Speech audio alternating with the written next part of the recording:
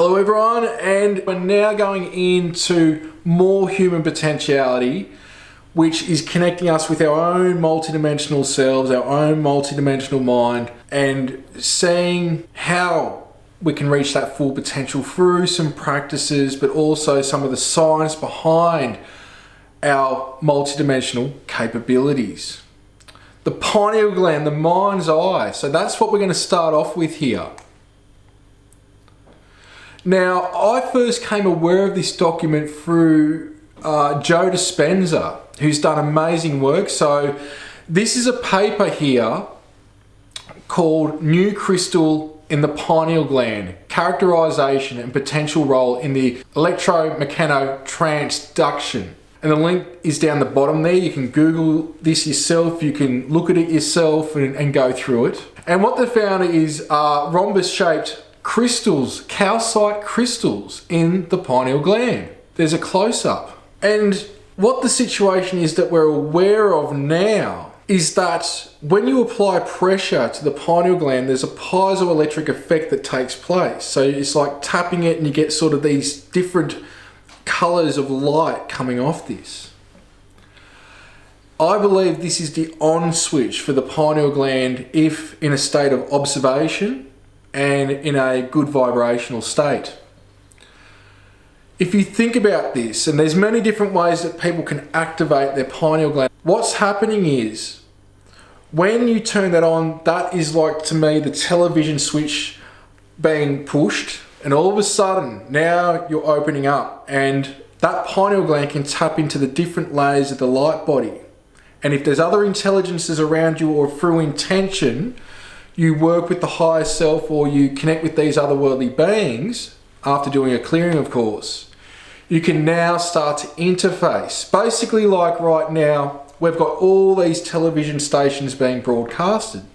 You can't see them with the eyes, but if you turn on a television, meaning the pineal gland, and you start flicking through stations, you've got a picture now. You can now communicate and experience other realms and otherworldly intelligences. Think about this as well.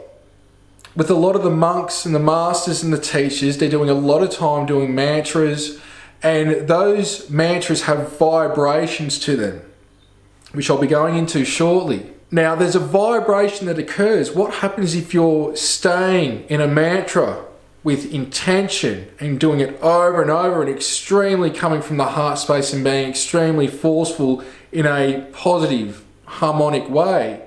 You reverberate in the pineal gland. It's just a matter of time before it starts to get to a state to where that on switch turns on and bang, the piezoelectric effect is happening and you start to experience multidimensional mind.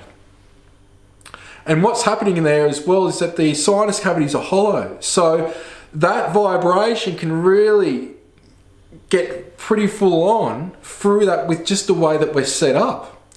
Another way that it's done is through pushing energy through intention and working with chakras going from the root up, and they bring it up and bring it to the third eye. It's all about the individual and what works for them, but it's some food for thought. Nothing I can prove 100%. This is just my theory on how this operates through my experience. And to see how we're all connected consciously, there's something known as the Maharishi Effect. Now, this is from research.miu.edu.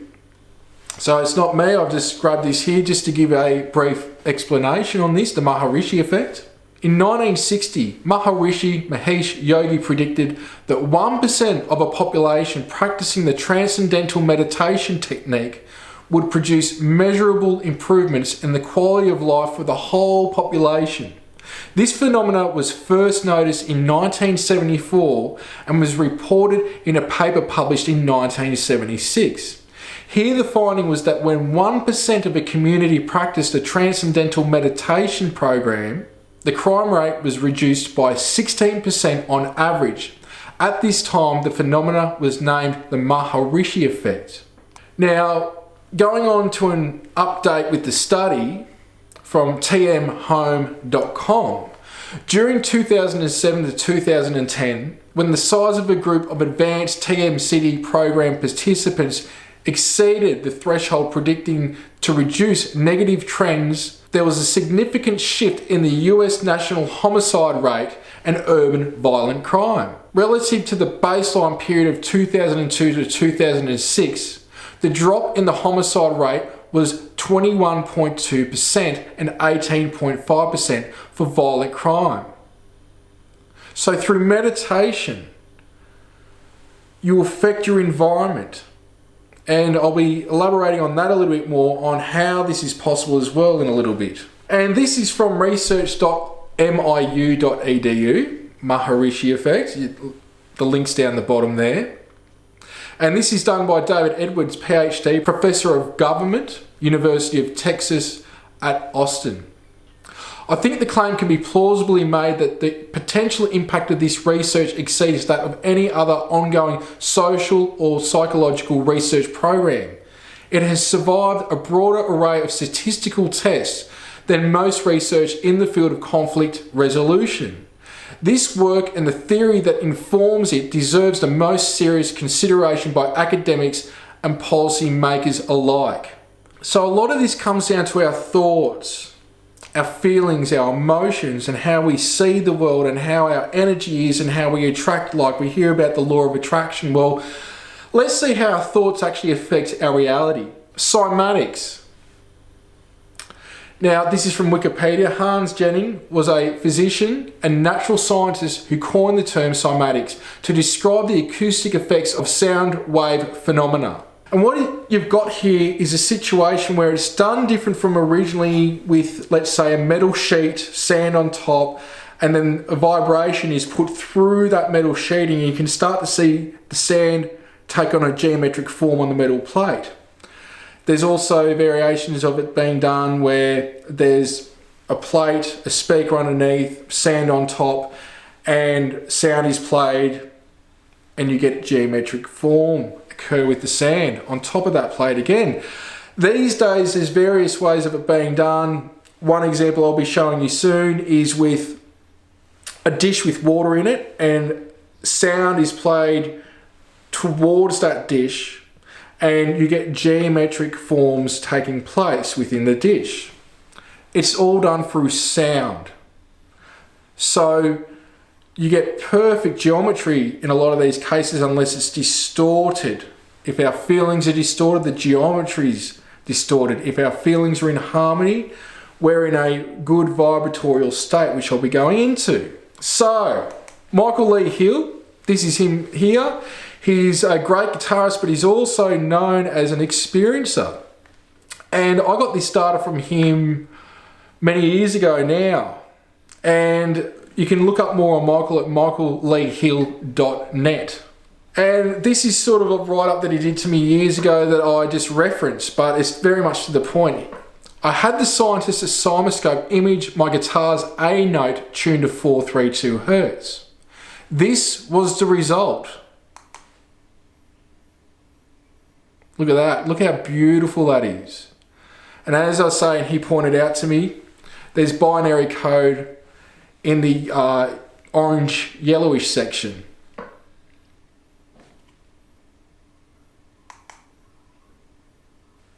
My point with this is that sound creates geometry. What if thoughts do too? Dr. Emoto, who's no longer with us, but you can see his material and go to emotopeaceproject.net, did amazing work on what I'll be referring to now. Now, what the process is that you get water droplets and you expose it to certain words or even the written word. And when those water droplets are frozen, they take on either geometry or they become distorted when they're frozen. Now, this has been repeated over and over. And this is an example of evil, when the water droplets are exposed to the word evil and frozen.